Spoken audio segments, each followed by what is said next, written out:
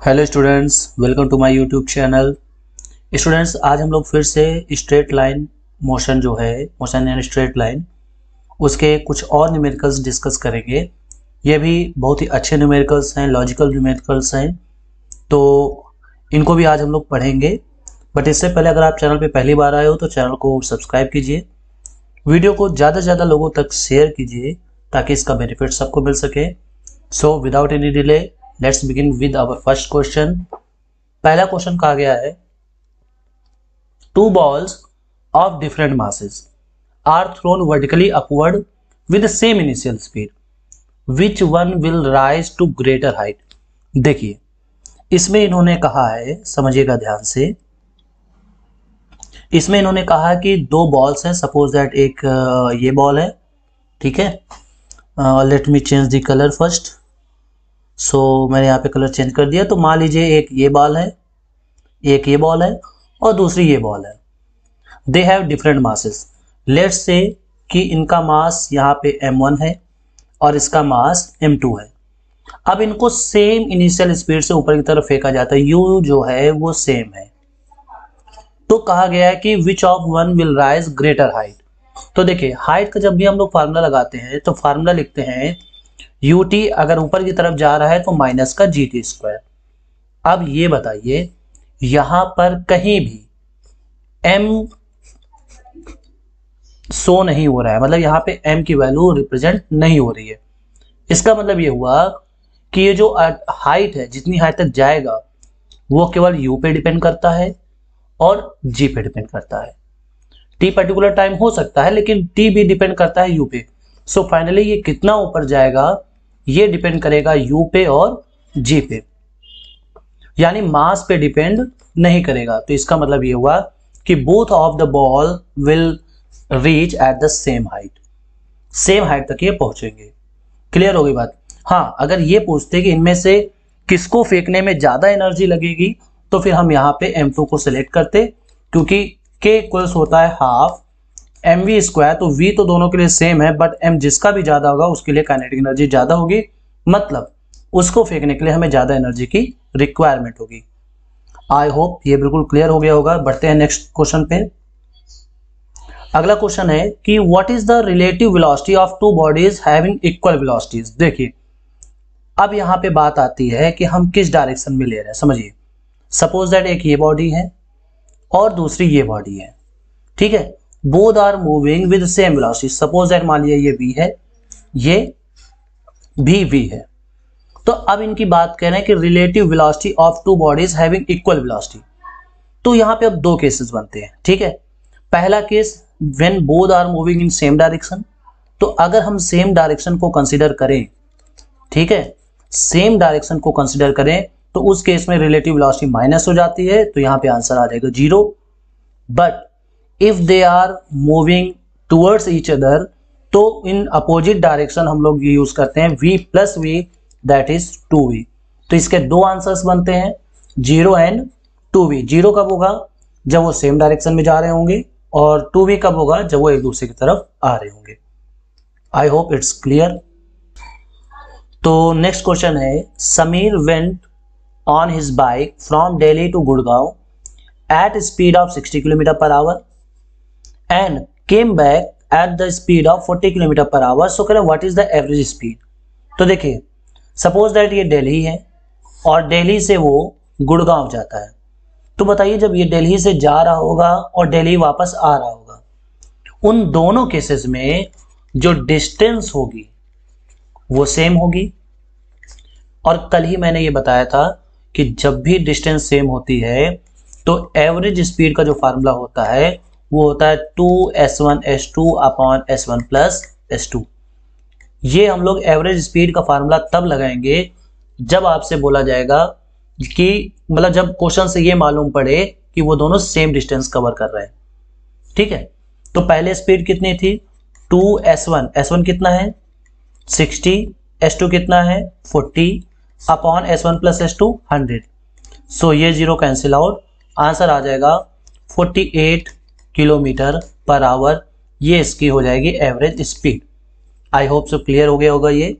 आप इस फार्मूले को बिल्कुल ध्यान में रखिएगा इस फार्मूले का यूज हम लोग तब करेंगे जब दोनों जो डिस्टेंस है, जो भी डिस्टेंस कवर्ड है वो सेम हो। तो देखिए अगला क्वेश्चन है, displacement of a particle is given by expression this. किसी भी पार्टिकल का जो डिस्प्लेसमेंट है वो गिवन है 3t² प्लस 7t⁹ सो कहना है where is x in metre, t in second, तो व्हाट इज द एक्सेलरेशन। यहाँ पे हमें ये बहुत ही सिंपल क्वेश्चन आप इसको मानेंगे, इसमें कोई लॉजिक नहीं है, मतलब बहुत सिंपल सा क्वेश्चन है। तो हमें यहाँ एक्सेलरेशन बताना है, तो हम पहले क्या करेंगे, we will differentiate x with respect to t। So when we differentiate x with respect to t it will give velocity. तो यहाँ से t स्क्वायर का डिफरेंशिएशन क्या होता है, तो t स्क्वायर का डिफरेंशिएशन होता है 2t plus 7 into x t to the power 9, इसका डिफरेंशिएशन होगा 9t⁸। सो यहाँ से वेलोसिटी आ जाएगी 6t प्लस 63t⁸। ये आ गई velocity. Now if we again differentiate this we will get acceleration. तो अगर हम इसको फिर से डिफरेंशिएट कर दें तो हमें क्या मिलेगा, एक्सेलरेशन मिलेगा। तो यहाँ पे t का डिफरेंशिएशन हो जाएगा 1 और यहाँ पे t⁸ का हो जाएगा 8t�7। तो यहाँ पे आ जाएगा 6 प्लस यहाँ से मल्टीप्लाई करेंगे तो आ जाएगा 504t�7 इतने metre per second square. This will be the acceleration for the given particle. Okay, next question पे चलते हैं। अगला क्वेश्चन है कि the displacement of x particle of moving in one dimensional under action of a constant force is related by time by the equation this. मतलब समझिए ये time से किस हिसाब से रिलेट है, x⁴ 1/2 + 3। ठीक है, यानी कह सकते हैं √x + 3 where x in metre, t in second. Find the velocity of the particle at t = this and t = this. यहाँ पे हमें जो पार्टिकल की वेलोसिटी बतानी है t = 3 second and t = 6 second. तो देखिए यहाँ पे करना क्या होता है समझिए, सबसे पहले हम इसको डिफरेंशिएट करेंगे। तो डिफरेंशिएट पहले हम इसको नहीं करेंगे, पहले हम इसकी x की वैल्यू निकालेंगे। तो t = क्या आ जाएगा, अगर हम यहाँ पे x की वैल्यू निकालना चाहें, ठीक है, अगर हम x की वैल्यू निकालना चाहें तो बताइए x⁴ 1/2 इक्वल्स आ जाएगा t - 3। तो यहाँ से अगर x इक्वल निकालेंगे तो आएगा t - 3 का होल स्क्वायर। सो जब हम इसको एक्सपेंड करेंगे तो t² + 9 - 6t, ये आ जाएगा x। Now we will differentiate it. तो जब हम लोग इसको डिफरेंशिएट करेंगे तो यहाँ पे हमें मिलेगा v जो कि आ जाएगा 2t - 6। अब यहाँ पे हमें जो भी वैल्यूज कही गई है, जितने भी सेकंड में कही गई है उतने सेकंड में हमें इसकी वैल्यू निकालनी है। पहला कहा है t = 3 सेकंड, तो एट t = 3 सेकंड, तो जब यहाँ पे वैल्यू 3 रखेंगे तो v इक्वल्स कितना आ जाएगा 2 × 3 - 6 दैट इज 0, यानी इस टाइम इसकी वेलोसिटी क्या होगी, 0 होगी। और जब हम यहाँ पे निकालेंगे एट t = 6 सेकंड तो यहाँ पर हम लोग लिखेंगे v = 2 × 6 - 6 that is 6 metre per second. सो ये हम लोगों का आंसर आ जाएगा। यहाँ पे थोड़ा सा ट्रिक ये है कि अगर हम इसको जनरली डिफरेंशिएट कर देते तो हो सकता था आंसर परफेक्ट मैच ना करे या फिर हमें उसमें ज़्यादा मेहनत करने की जरूरत पड़ती। बट यहाँ पे हमने किया क्या, सबसे पहले x निकाल लिया, जब x निकल आया तो उसको हमने डिफरेंशिएट करके v की वैल्यू निकाल ली। बढ़ते हैं नेक्स्ट क्वेश्चन पे। अगला क्वेश्चन है, a boy standing on a stationary lift open from the above throws a ball upward with the maximum initial speed he can equal to 49 metre per second. अब समझिए ध्यान से, यहां पे क्या किया गया है, यहां पे ये इस तरीके से कुछ किया गया है। आपको यहाँ पे पहले हम यहाँ पे लिफ्ट बना लेते हैं, ठीक है।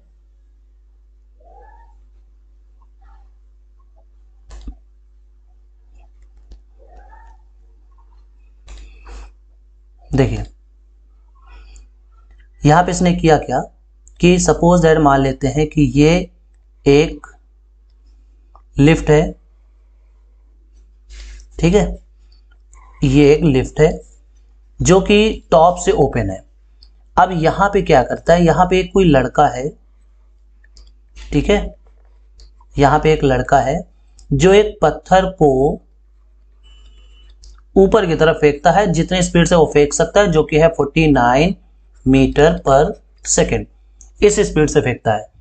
सो कह रहे how much time does the ball take to return on his hand if the lift starts moving up with uniform speed 5 metre per second and the boy again throws a ball with the maximum speed he can, how long does the ball take to return his hand. अब बात ध्यान समझिए, यहाँ पे 14, पहले question में क्या गया, पहले क्वेश्चन में जो लिफ्ट है ये मूव नहीं कर रही है, अभी ये स्टेशनरी है, एक ऐसी है स्टेशनरी है। तो यहां से जब इसने फेंका तो वही सिंपल सी बात है, जब ये बॉल अपने टॉप पॉइंट पे पहुंचेगा तो वहां वेलोसिटी जीरो हो जाएगी। तो हम ये मान सकते हैं कि वेलोसिटी जीरो है। u इक्वल टू कितना है, 49 मीटर पर सेकेंड है, ठीक है। g इक्वल्स कितना है, तो 9.8 मीटर पर सेकेंड स्क्वायर है। तो हम यहाँ पे फर्स्ट इक्वेशन ऑफ मोशन जब लगाएंगे that is v equal to u minus g t, तो बताइए यहाँ से t इक्वल्स कितना आएगा, v u minus v by g. u कितना है 49 माइनस v 0 अपॉन g 9.8, तो बताइए यहाँ से कितना आ जाएगा 5 सेकेंड। यहाँ पे कितना सॉल्व करके आएगा 5 सेकेंड। इसका मतलब 5 सेकेंड उसको जाने में लगेगा, 5 सेकेंड उसको आने में लगेगा। दैट मीन्स जो टोटल टाइम होगा वो हो जाएगा 10 सेकेंड बाद उसके हाथ में बॉल वापस आ जाएगी। क्लियर हो गई बात, 10 सेकेंड बाद उसके हाथ में बॉल वापस आ जाएगी। अब इन्होंने पूछा है नेक्स्ट क्वेश्चन, इन्होंने क्या कहा है कि if the lift starts moving with uniform speed 5 metre per second, so कहने की boy again throws a ball, अब फिर से वो बॉल फेंकता है, ठीक है, with up maximum speed how long. अब देखिए समझना ध्यान से, अब ये लिफ्ट भी जाने लगी है ऊपर, ठीक है, यूनिफॉर्म स्पीड से ये लिफ्ट भी ऊपर जाने लगी है और अब ये फेंकता है अपनी मैक्सिमम स्पीड के साथ। क्लियर है, तो समझिए ध्यान से, यहां पर होगा क्या, जब ये लिफ्ट भी 5 मीटर पर सेकेंड से ऊपर जाने लगेगी, 5 मीटर पर सेकेंड से ऊपर जाने लगेगी, उस केस में ये लड़का भी ऊपर जा रहा होगा 5 मीटर पर सेकेंड से, और चूंकि यहाँ पे ये 49 मीटर पर सेकेंड की मैक्सिमम स्पीड से फेंक सकता है, लेकिन लिफ्ट भी 5 की स्पीड से ऊपर जा रही है, इसका मतलब अब वो 54 मीटर पर सेकेंड की स्पीड से इसने फेंका होगा और लिफ्ट भी 5 मीटर पर सेकेंड से ऊपर जा रही है।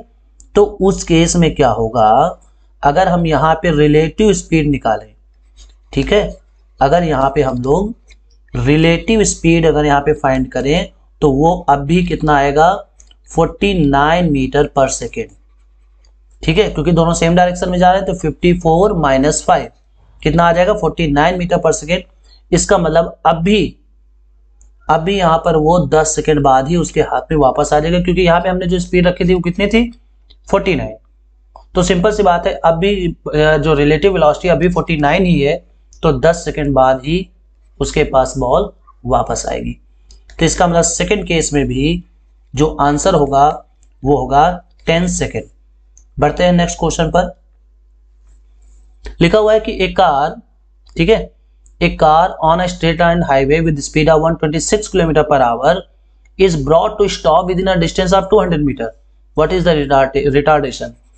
वेरी सिंपल क्वेश्चन, समझिए, यहां पे कहा गया है कि एक कार है जो 126 किलोमीटर पर आवर की स्पीड से चल रही है, तो इसको मीटर पर सेकेंड में जब हम बदलेंगे तो 5/18 से मल्टीप्लाई करेंगे बदलने के लिए, तो ये कितनी बार कैंसिल आउट होगा 7 टाइम्स, तो यहां से आ जाएगा 35 मीटर पर सेकेंड इसकी इनिशियल स्पीड होगी।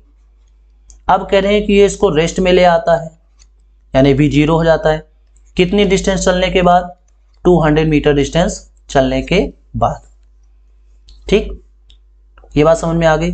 तो अब बताइए, जब हम लोग फार्मूला लगाएंगे third equation of motion, v square equal to u square, ठीक है, v square equal to u square plus 2as, तो यहां से ये 0 हो जाएगा, ये कितना होगा, तो ये होगा 35 का स्क्वायर प्लस 2a और s कितना 200। तो बताइए यहां से जब इसको सॉल्व करेंगे, ठीक है, जब इसको सॉल्व करेंगे तो बताइए यहाँ से 400A इक्वल टू आ जाएगा 1225, जो कि इसका स्क्वायर होगा माइनस में। तो A इक्वल टू कितना आ जाएगा, तो A इक्वल टू आ जाएगा माइनस का 1225 अपॉन 400। सो यहाँ से आ जाएगा माइनस का 12.25 अपॉन 4। सो यहाँ से आ जाएगा माइनस का 3.06 मीटर पर सेकेंड स्क्वायर। तो ये हो जाएगा उसका retardation. So this will be the answer. I hope आपको समझ में आ गया होगा। सेशन और वीडियो पसंद आ रहा हो तो दोस्तों के साथ शेयर करना मत भूलिए, चैनल को सब्सक्राइब करना मत भूलिए। बढ़ते हैं नेक्स्ट क्वेश्चन पे। इसको भी आप इंपॉर्टेंट कंसिडर कीजिए। क्या कहा गया है, ए particle is moving along a straight line and its position is given by this relation, find the time eight which the velocity is zero. देखिए इसको मोस्ट इंपॉर्टेंट भी मान सकते हैं आप, इस तरह के क्वेश्चन बहुत ज्यादा पूछे जाते हैं।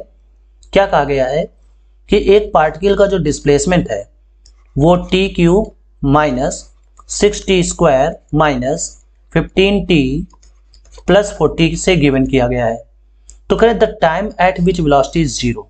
बहुत सिंपल, देखिए इन्होंने कहा वेलोसिटी जीरो हो जाती है, तो हम क्या करते हैं, पहले यहां से इसकी वेलोसिटी निकालते हैं। तो वेलोसिटी निकालने के लिए हमें इसको डिफरेंशिएट करना पड़ेगा। तो डिफरेंशिएट करेंगे तो यहां से आ जाएगा 3t square minus 12t minus 15 और इसका हो जाएगा जीरो। अब इन्होंने कहा वेलोसिटी जीरो हो जाती है, तो हम इसको जीरो इक्वल कर देंगे। अब इसको 3 से डिवाइड करेंगे तो t square minus 4t plus minus 5 equal to zero. ठीक है, ये यहाँ पे माइनस यहाँ पे रहेगा। ठीक, अब इसके फैक्टर करने, तो इसके फैक्टर क्या हो जाएंगे, t square minus 5t plus t minus 5 equal zero. तो सबसे पहले यहां से t कॉमन आ जाएगा, t माइनस 5, यहाँ पे प्लस 1 कॉमन आ जाएगा, t माइनस 5 इक्वल्स जीरो। ये बात समझ में आ गई। अब हमें यहाँ पे इसके फैक्टर कर लेने हैं, तो यहाँ से t माइनस 5 प्लस और यहाँ पे इंटू में t plus 1 equal to zero. तो यहाँ से आंसर कितना आ जाएगा, t इक्वल्स 5 सेकेंड। इसका मतलब 5 सेकेंड बाद इसकी वेलोसिटी जीरो हो जाएगी। ठीक है, बी ऑप्शन में क्या पूछा गया समझिएगा। बी ऑप्शन में पूछा गया कि position and displacement of the particle at that point. तो उस पॉइंट पर यानी t इक्वल्स 5 सेकेंड पर हमें इसकी पोजीशन और डिस्प्लेसमेंट बतानी है। तो देखिए सबसे पहले हम लोग क्या करेंगे, एट t इक्वल्स जीरो पे उसकी पोजीशन निकालेंगे। तो वो आएगा x equal to plus 40 metre. जब यहाँ पे आप t इक्वल्स जीरो पुट करेंगे, ये जीरो ये जीरो ये जीरो 40 आ जाएगा। अब ये जिस पोजीशन की बात कर रहे हैं, कि जिस पॉइंट की बात करें, मतलब 5 सेकंड की बात कर रहे हैं, तो 5 सेकंड में x कितना हो जाएगा।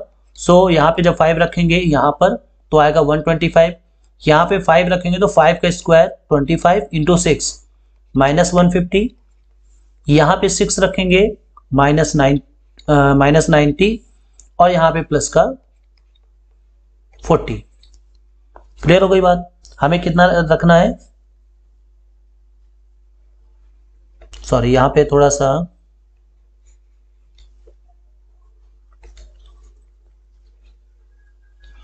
तो जब यहाँ पे हम लोग कितना रखेंगे 6, तो कितना आ जाएगा, सॉरी 5 रखना है यहाँ पे 5 सेकेंड, तो आ जाएगा 75 प्लस 40। सो ये plus 40 and plus 125 plus 165 minus 150 minus 75, यहाँ से आ जाएगा 15 minus 75 that is minus 60 metre. अब बात ध्यान समझिए, इनिशियली वो प्लस 40 में था और बाद में वो माइनस 60 में पहुंचा। तो इसका मतलब इसका जो डिस्प्लेसमेंट रहा होगा, डिस्प्लेसमेंट वो होगा माइनस 40, या ये कह सकते हैं कि माइनस 60 माइनस 40। बाद वाले में से पहले वाला हमने माइनस कर दिया, तो यहां से आ जाएगा माइनस का 100 मीटर। तो उसका डिस्प्लेसमेंट कहेंगे माइनस 100 मीटर, पोजीशन कहेंगे तो माइनस का 60 मीटर। क्लियर है। नेक्स्ट क्वेश्चन पे बढ़ते हैं। तो देखिए अभी इसमें और भी शायद एक क्वेश्चन पूछा गया है, एक्सेलरेशन बताना है। तो देखिए एक्सेलरेशन के लिए हम लोग क्या करते हैं, इसको एक बार फिर से डिफरेंशिएट कर देते हैं। मतलब ये जो v की वैल्यू गिवन है इसको हम लोग फिर से एक बार डिफरेंशिएट करेंगे, that is dv by dt। सो हमें यहां से मिलता है a, तो ये कितना आ जाएगा 6t स्क्वायर माइनस 12, इस t का हो जाएगा 1 और ये 15 का हो जाएगा 0। अगर अभी इस सेकंड की बात करें, अगर मान लो आपसे कह दिया जाता है ये 5 = 5 सेकंड, उस समय एक्सीलरेशन क्या रहा होगा, तो यहाँ पे 6 × 5 का स्क्वायर प्लस 12, तो यहाँ से आ जाएगा 150 plus 12, that means 162 metre per second square. ये आ जाता है इसका एक्सेलरेशन। देखिए, जब भी एक्सेलरेशन में t का फंक्शन आ जाता है तो उस समय एक्सेलरेशन कांस्टेंट नहीं रहता। यानी अगर आपसे ये पूछ लेते कि इस टाइम बताइए इस पर्टिकुलर बॉडी के लिए, इस पर्टिकुलर पार्टिकल के लिए एक्सेलरेशन कांस्टेंट है कि नहीं, तो जब हम एक्सेलरेशन निकालेंगे तो अगर उसमें ऐसा t का फंक्शन आता है तो फिर एक्सेलरेशन कांस्टेंट नहीं है। बढ़ते हैं नेक्स्ट क्वेश्चन पे, लास्ट क्वेश्चन पे। कह रहे हैं establish the relation this where the letters have their usual meaning. अब पहले ये समझिए कि ये फार्मूला किस चीज का है, ठीक है। चलिए कलर चेंज कर लेते हैं। तो देखिए ये क्या दिया हुआ है, सब पहले ये समझिए। यहाँ पे दिया हुआ है SN, मतलब nth सेकेंड में चली गई डिस्टेंस, जो कि होते हैं U + ½ A 2n - 1। मतलब जैसे आपसे कहा जाता है कि 5 सेकेंड में कितनी डिस्टेंस कवर की, 7 सेकेंड में कितनी डिस्टेंस कवर की, इस फार्मूले का मतलब होता है 5th सेकेंड में कितनी डिस्टेंस कवर की, ना कि 5 सेकेंड में। 5th सेकेंड की मीन्स 4 सेकेंड से के बाद से लेकर के 5 सेकेंड तक, यानी ड्यूरिंग द 5th सेकेंड, जिस समय 5वां सेकेंड लगता है उसमें, उस टाइम पे। तो देखिए इसके लिए हम लोग करेंगे क्या, सबसे पहले हम लोग n सेकेंड में निकालेंगे। तो n सेकेंड के लिए फार्मूला क्या लगाएंगे, un + ½ an², यही ut + ½ at² हमने लगाया है। उसके बाद हम लोग क्या करेंगे, 1 सेकेंड पीछे का निकालेंगे, यानी n - 1। तो यहां से आ जाएगा un - 1 + ½ a n - 1 का होल स्क्वायर, ठीक है। तो अब हम क्या करेंगे, दोनों को माइनस कर देंगे। मतलब अगर हम सोचे, अगर आपको इस तरीके क्वेश्चन लगाना हो तो हम ये भी कर सकते हैं कि पहले हमने 5 सेकेंड का निकाला, फिर 4 सेकेंड का निकाला और दोनों को माइनस कर दिया, तो हमें पता चल गया कि 5th सेकेंड में वो कितनी दूरी चलेगा। तो वही काम यहां भी करेंगे, जैसे दोनों को माइनस करेंगे तो इसमें से u कॉमन आ जाएगा, तो क्या आएगा n - n + 1। समझिएगा, इसमें से हमने ये माइनस किया है, दैट इज 1 - 2। उसके बाद और यहाँ पे क्या होगा, ½ a कॉमन आ जाएगा, यहाँ पे बचेगा n² - n - 1 का स्क्वायर। तो बताइए n से n कैंसिल आउट, तो यहाँ पे क्या आ जाएगा, u + ½ a, यहाँ पे क्या आ जाएगा, n² तो ये रहेगा ही, यहाँ पे होल स्क्वायर ओपन कर देंगे, लेकिन बाहर माइनस का साइन है तो अंदर के सारे साइन चेंज हो जाएंगे। दिस, ठीक है, a² + b² - 2ab, ठीक है। ये बात समझ में आ गई कि यहाँ पे हमने क्या किया, दोनों को माइनस कर दिया।